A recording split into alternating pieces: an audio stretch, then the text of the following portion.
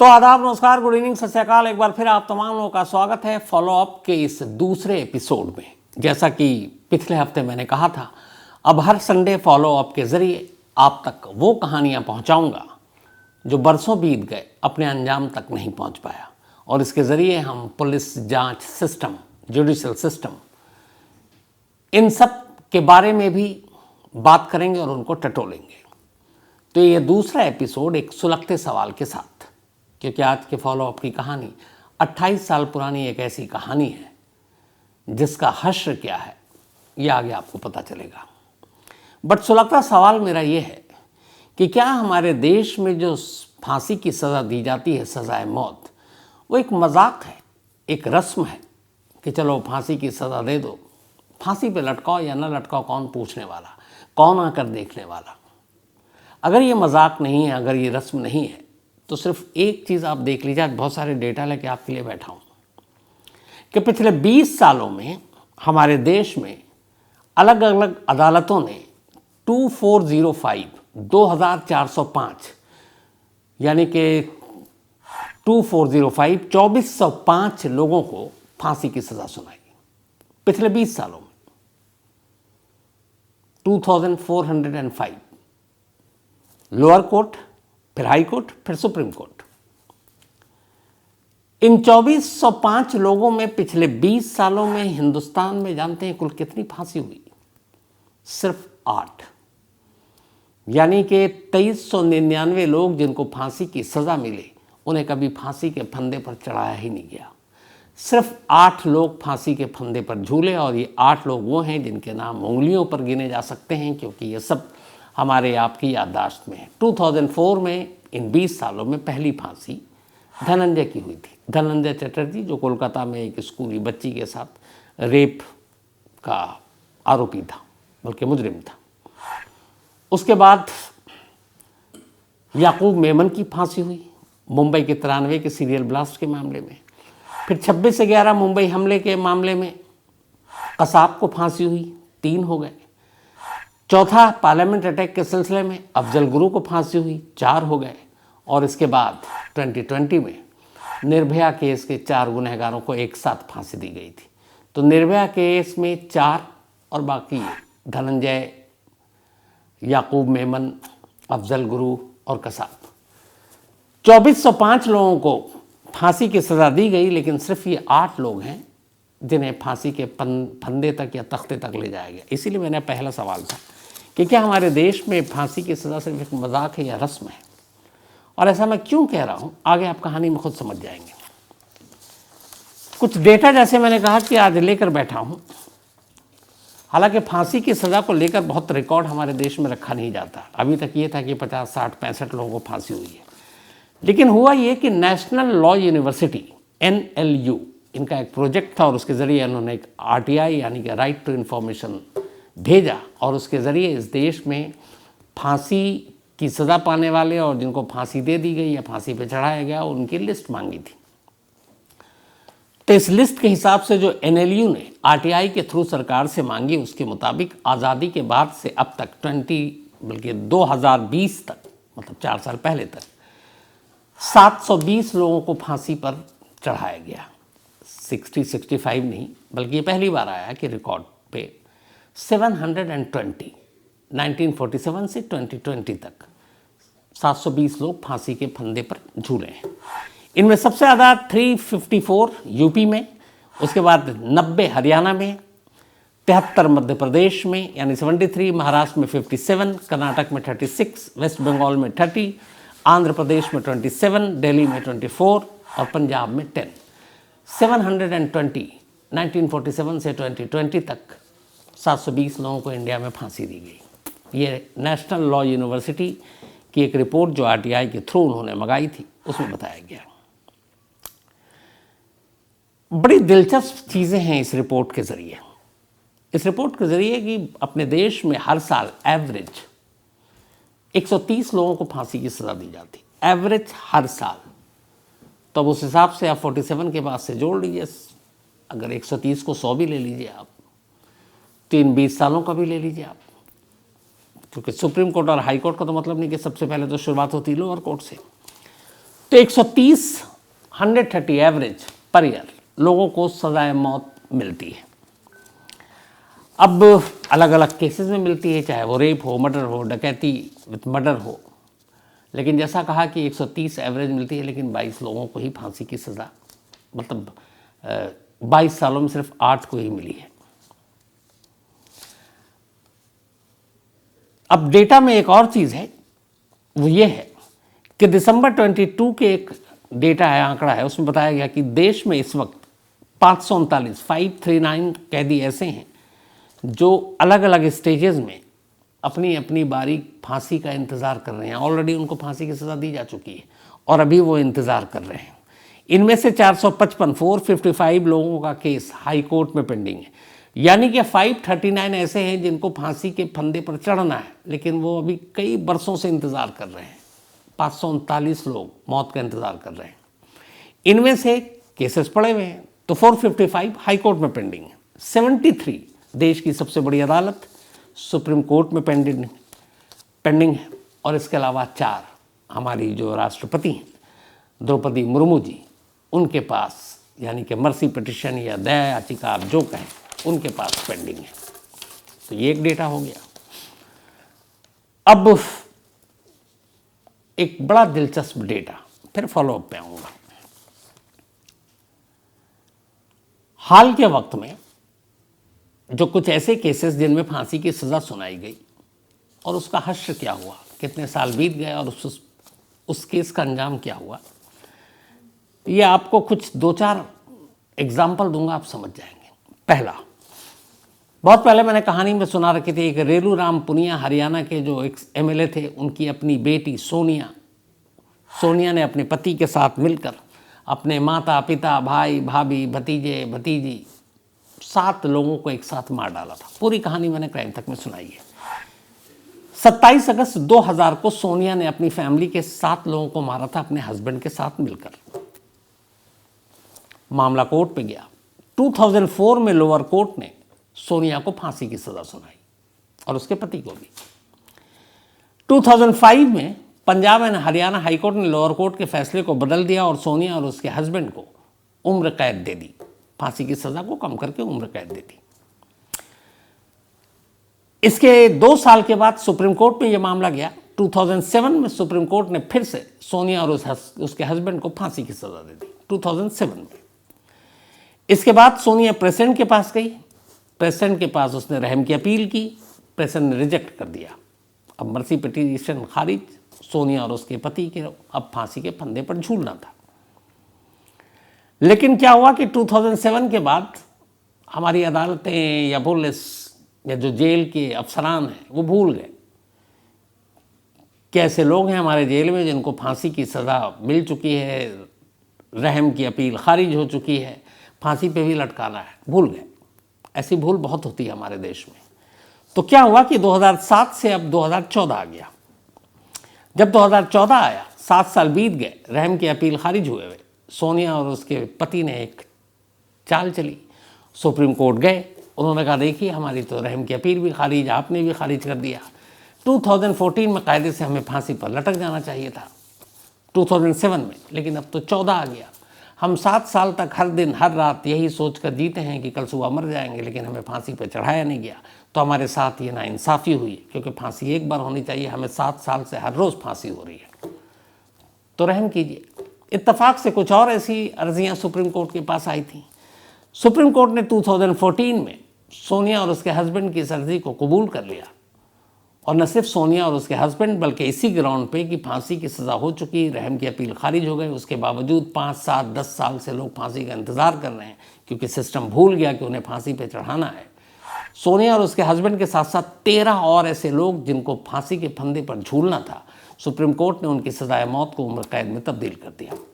सोनिया और उसका पति आज भी जेल में, अम्बाला जेल में वो उम्र कैद की सज़ा काट रहा है, जबकि कायदे से 2007 में उनको फांसी के फंदे पर झूल जाना चाहिए था। शबनम केस आपको याद होगा, बहुत डिटेल में सुनाया मैंने। सेम सोनिया की तरह अपनी फैमिली के 7 लोगों को उसने मार डाला, क्योंकि वो जिस लड़के से प्यार करती थी उसके साथ उसके घर वाले उसकी शादी कराना नहीं चाहते थे।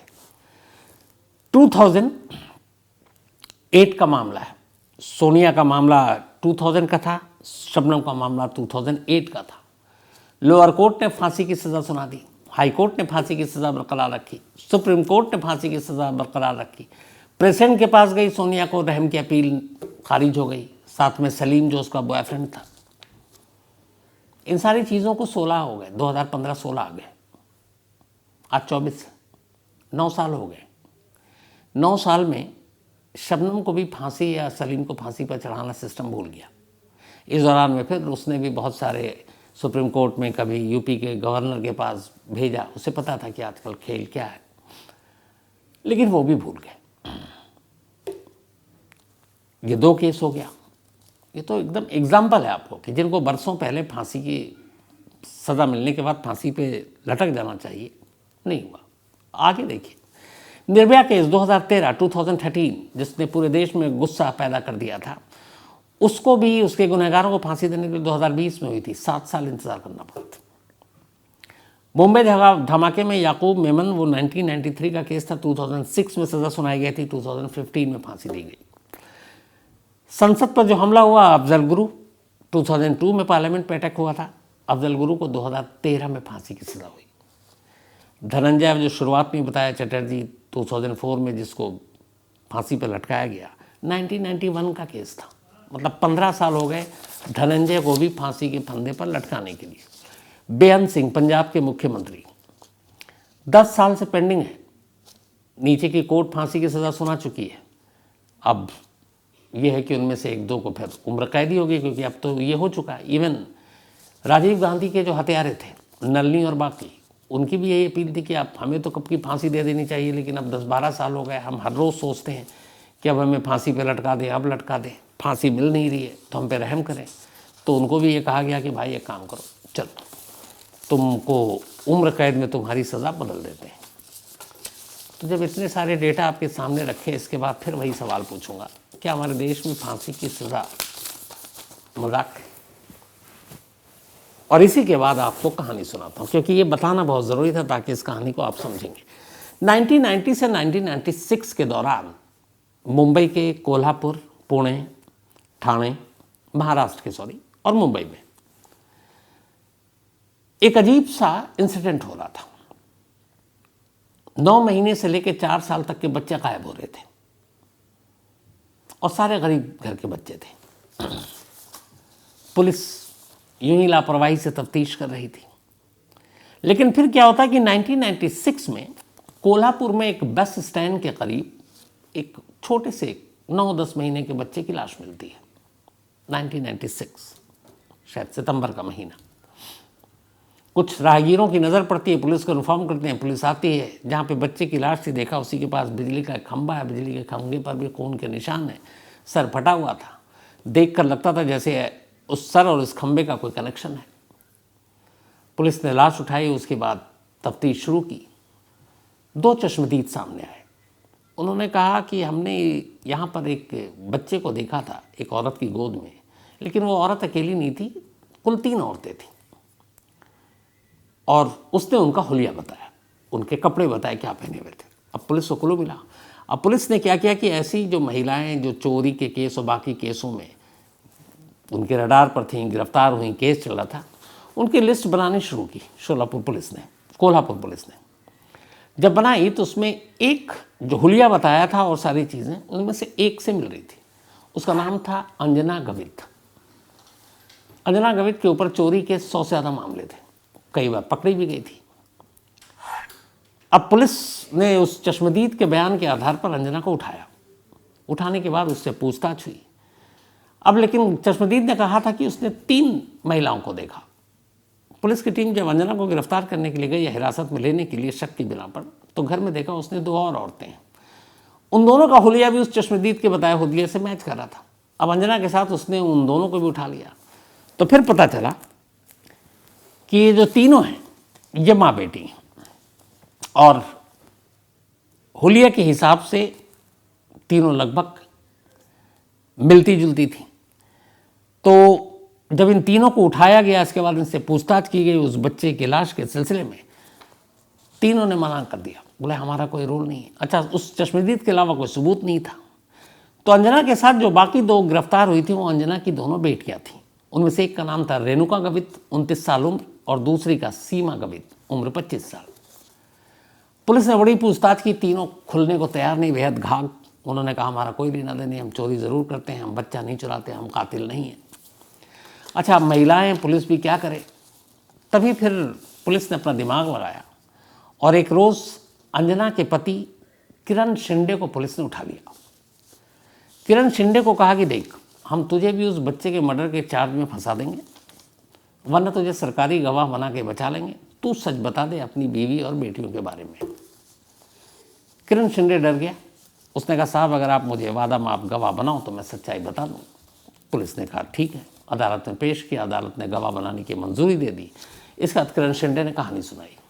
उसने कहा साहब, आप जिस बस स्टैंड के बच्चे की कातिल को ढूंढ रहे हैं वो तो एक बच्चा है। अगर मैं गिनती गिनूँ, और मुझे याद है वो गिनती, तो 42 ऐसे बच्चे हैं जिनका कत्ल मेरी बीवी और मेरी दोनों बेटियों ने किया। ये सुनकर पुलिस के पैरों तले से ज़मीन खिसक गई। पुलिस ने कहा तुम क्या कह रहे हो? बोला सर मैं सच कह रहा हूँ। अब ये जो शिंदे था, किरण शिंदे, असल में ये दोनों बेटियां रेणुका के पहले पति से थीं और रेणुका की ये तीसरी शादी थी, और किरण शिंदे से उसकी एक बेटी थी, लेकिन वो अलग रह रही थी क्योंकि बाप ने दूसरी शादी कर दी थी। अब उन्होंने जब उससे पूरी तरह से पूछताछ की और उसने बताया, तो अब पुलिस ने सर्च करना शुरू किया। पता चला कि हाँ, कोल्हापुर, पुणे, ठाणे, मुंबई, इन सब जगहों पे बहुत सारे बच्चों की गुमशुदगी के रिपोर्ट है। और उसने साल बताया, ये बात 96 की जब पकड़ी गई, उसने कहा सर ये 1990 से ये कर रही हैं, मतलब 6 साल तक। तो जब पता चला कि इन इलाकों में बच्चों की गुमशुदगी की रिपोर्ट दर्ज है और आज तक वो केस सॉल्व नहीं हुआ, तब पुलिस ने पहली बार अंजना और उसकी दोनों बेटियों की ढंग से पूछताछ की। जब पूछताछ की तो तीनों टूट गईं और इसके बाद उन्होंने कहानी सुनाई। कहानी ये थी कि 1990 तक अंजना छोटी मोटी मंदिरों में और जहाँ भीड़ भाड़ होती थी चोरी करती थी, पिक पॉकेटिंग करती थी, भीड़ भाड़ जहाँ हो। अब उसकी बेटी दोनों बड़ी हो गई, सीमा और रेणुका, उसने उनको भी अपने साथ इस पेशे में ले लिया।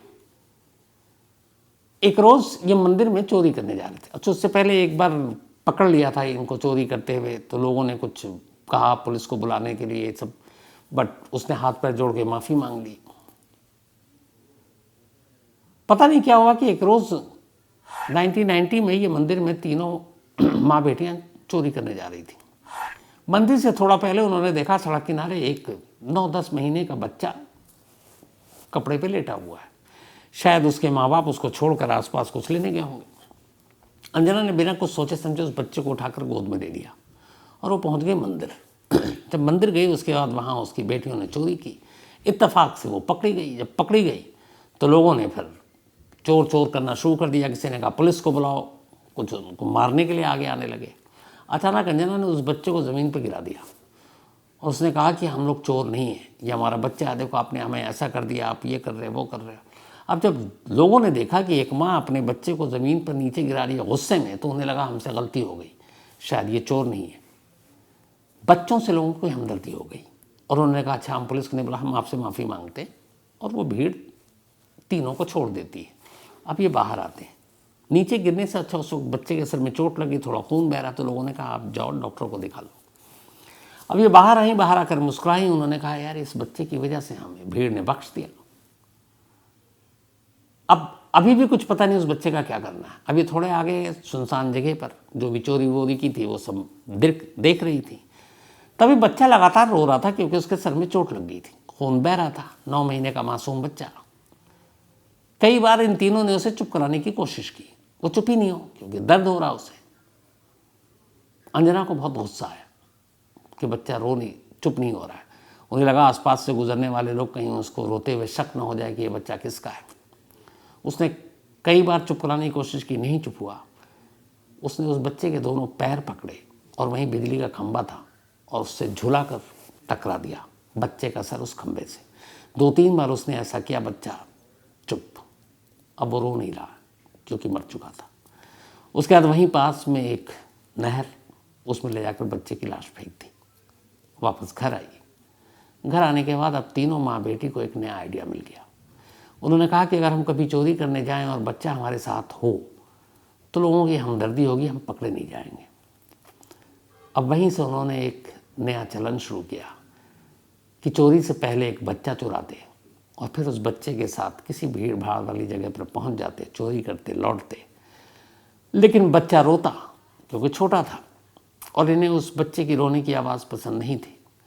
तो फिर किसी ऐसे ही खंभे के करीब जाते, बच्चे का सर टकराते, मारते और कहीं नहर, किसी नाले, कहीं भी फेंक देते।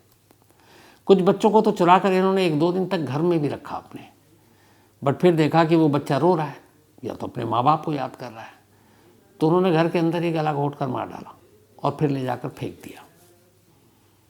सबसे अजीब वाकया तो एक और था। एक बच्चे को इन्होंने चुराया, चोरी की, उसके बाद कहीं बैठे, और ये बात कोल्हापुर की है। इसके बाद उसी कोल्हापुर के एक थिएटर में इन्हें फिल्म देखनी थी, पहले से तय था, तीनों माँ बेटी को। बच्चा रो रहा था, इन्होंने बच्चे का गला दबा दिया चुप कराने के लिए।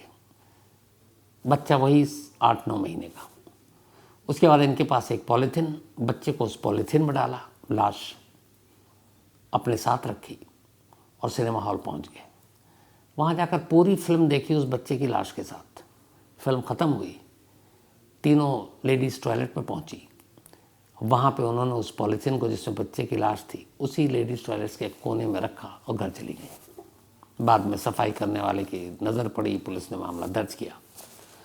तो इस तरीके से एक एक कर अलग अलग शहरों में इन्होंने कुल 42 बच्चों को अपना निशाना बनाया, 42 बच्चों का कत्ल किया और 6 साल तक ये सिलसिला चलता रहा। 6 साल बाद 1996 में कोल्हापुर पुलिस ने इन तीनों को गिरफ्तार कर लिया। अब गिरफ्तारी के बाद इन्हें जेल भेज दिया गया। पुलिस ने चार्जशीट तैयार की। कुल 42 बच्चों की जांच हुई, उसमें से कुछ पुराने थे। तो 42 के 42 तो नहीं, लेकिन 30 मामलों में पुलिस की चार्जशीट को अदालत ने मंजूरी दे दी कि इस पर हम मुकदमा आप आगे बढ़ा सकते हो। इन 30 में भी 17 किडनैपिंग के केस थे और 13 बच्चों के मर्डर के। 1996 में अरेस्ट हो गई थी, चार्जशीट हुई, मुकदमा चल रहा था। लेकिन गिरफ्तारी के 2 साल बाद ही 1998 में अंजना की जेल के अंदर ही मौत हो गई, मतलब माँ की। पुणे की यरवदा जेल में ये बंद थी तीनों। अब अंजना की मौत हो गई, बची दोनों बेटियां रेणुका और सीमा, ये वहीं जेल में थी। 29 जून 2001 यानी कि गिरफ्तारी के 5 साल के बाद लोअर कोर्ट यानी सेशन कोर्ट अपना फैसला सुनाती है। अंजना तो चूंकि मर चुकी थी, इन दोनों बहनों को लोअर कोर्ट सजाए मौत देती है, फांसी की सजा। इस सजा को दोनों चैलेंज करते हैं बॉम्बे हाई कोर्ट में। फिर 5 साल के बाद 2001 में लोअर कोर्ट ने फैसला सुनाया था। 31 अगस्त 2006 लोअर कोर्ट के फैसले के 5 साल के बाद बॉम्बे हाई कोर्ट अपना फैसला सुनाती है और लोअर कोर्ट के फांसी की सजा को बरकरार रखती है। मतलब अब 2 अदालत ने फांसी दे दी। अब ये दोनों बॉम्बे हाई कोर्ट के फैसले के खिलाफ सुप्रीम कोर्ट पहुंचती हैं। 2006 जिस साल बॉम्बे हाई कोर्ट ने फैसला सुनाया शुरुआत में, उसी के बाद 2006 के एंड में सुप्रीम कोर्ट ने भी अपना फैसला सुनाया, क्योंकि ये केस चर्चा में था। और सुप्रीम कोर्ट ने भी लोअर कोर्ट और हाई कोर्ट दोनों के फैसले को बरकरार रखा और अपने फैसले में कहा कि इतना क्रूर क्राइम करने वाले, जिस तरह से बच्चों को मारा गया है, ऐसे लोगों को इस समाज में जीने का हक नहीं है। इसलिए इन दोनों को मौत से कम की सज़ा नहीं मिलनी चाहिए। तो लोअर कोर्ट, हाई कोर्ट और सुप्रीम कोर्ट, देश की तीनों अदालतों ने सीमा और रेणुका यानी दोनों बहनों को सजाए मौत दी। इसके बाद इन्होंने और अपील की, रिव्यू सब खारिज। 2006 में ये सब कुछ निपट चुका था। 2006 में 8 साल बीत जाते हैं, 2014 आ जाता है। जब अदालत से सारी चीज़ें बीत गईं, तब ये पहुंच गई थी 2010 के आसपास ही प्रेसिडेंट हाउस, राष्ट्रपति भवन, कि हम पे रहम किया जाए मर्सी पिटिशन के लिए। अब चूंकि राष्ट्रपति के पास कोई टाइम फ्रेम नहीं होता किसी मर्सी पिटिशन का कि हमें 1 महीने में, 1 साल में, 10 साल में, 20 साल में, 50 साल में कब फैसला सुनाना है, कोई टाइम फ्रेम नहीं है। तो प्रेसिडेंट के पास मर्सी पिटिशन दाखिल किया 14 अगस्त 2014, 15 अगस्त से एक दिन पहले। तब प्रेसिडेंट थे प्रणब मुखर्जी, प्रणब दा। उन्होंने इन दोनों बहनों की मर्सी पिटिशन को खारिज कर दिया, कहा कि ये दोनों रहम के लायक नहीं है जिस तरह इन्होंने बच्चों के साथ जुर्म किया। 14 अगस्त 2014 को जब प्रेसिडेंट ने दोनों की रहम की अपील खारिज कर दी तो अब पुणे की यरवदा जेल में इन दोनों बहनों की फांसी की तैयारी शुरू हो गई। 2014 में 10 साल पुरानी बात कर रहा हूँ। लेकिन फिर इन्होंने एक आध कुछ अर्जियाँ इधर उधर डाली होंगी। पुणे की यरवदा जेल ने कहा चलो वो आएगा तो ये देखेंगे। उन्होंने फॉलोअप करना बंद कर दिया। 14 के बाद 15, 16, 17, 18, 19, 20 आता गया। पुणे की जेल भूल गई, मर्सी पिटिशन खारिज था, कोई फायदा नहीं। 2022 आ गया, 14 में मर्सी पिटिशन खारिज हुई थी। 8 साल के बाद 2022 फिर कुछ सुगबगाहट हुई, दोनों बहनों ने फिर चाल चली। ये पहुंच गई बॉम्बे हाई कोर्ट। उन्होंने कहा कि योर ऑनर 2014 में हमारी रहम की अपील खारिज हो गई थी। हमें लगा कि अब डेथ वारंट आएगा, हमें फांसी पे चढ़ा दिया जाएगा। 8 साल तो हो गए, हर रात हम यही सोच कर सोते हैं अगले दिन फांसी हो जाएगी, हम मर जाएंगे। लेकिन हर रात हम इसी सोच में जीते और मरते हैं, फांसी हुई नहीं। तो हमारे साथ ये नाइंसाफ़ी क्यों? एक बार फांसी दो, बार बार तो नहीं दोगे। सेम वही चाल जो सोनिया ने चलाई या उससे पहले के और ऐसे क्रिमिनल जिनको फांसी हुई थी। बॉम्बे हाईकोर्ट ने बहुत लताड़ा पूरे जेल प्रशासन को कि आप लोगों ने फॉलोअप नहीं किया, आपने ढंग से इस केस को परसू नहीं किया, और मर्सी पिटिशन के बाद जिस तेज़ी से कार्रवाई होनी चाहिए आपने वो नहीं किया। और अब ये सही कह रही है। हालांकि उन्होंने अपनी जो अर्जी लगाई थी हाई कोर्ट में, दोनों बहनों ने, उन्होंने कहा हमें 25 साल से ज़्यादा हो गया अब इस जेल में। 96 में पकड़ी गई थी तो 4 साल उधर, और ये बात है 20 की, आप मान लीजिए तो करीब 24-21 में गई थी वो, तो 25 साल। तो 25 साल तो हमने काट लिया, अब हमें रिहा कर दिया जाए। पर बॉम्बे हाईकोर्ट ने कहा नहीं, रिहाई तो तुम्हें नहीं मिलेगी, तुमने इतने बच्चों को मारा है। लेकिन हाँ, फांसी अब तक नहीं हुई, सिस्टम की गलती है। इसलिए हाईकोर्ट ने इन दोनों बहनों की फांसी की सज़ा को उम्र कैद में तब्दील कर दिया, वैसे ही जैसे सोनिया का किया था, वैसे ही जैसे बाकी और लोगों का हुआ। तो अब 2022 में फांसी की सज़ा उम्र कैद में बदल दिया गया है। 42 बच्चे, जिनमें से 13 और 17, 30 के तो मामले चले और देश की सबसे बड़ी 3 अदालतों ने फैसला भी सुना दिया।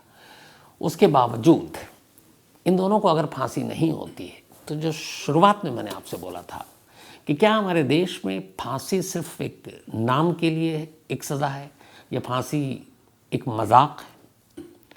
अगर ऐसा नहीं है और अगर फांसी देनी नहीं है तो फिर ये सज़ा क्यों है? आप मैक्सिमम जैसे बहुत सारे देशों में है, यूरोप में, अमेरिका में, कि वहाँ 200, 250 साल कैद की सज़ा सुना देते हैं। तो वही कर दीजिए।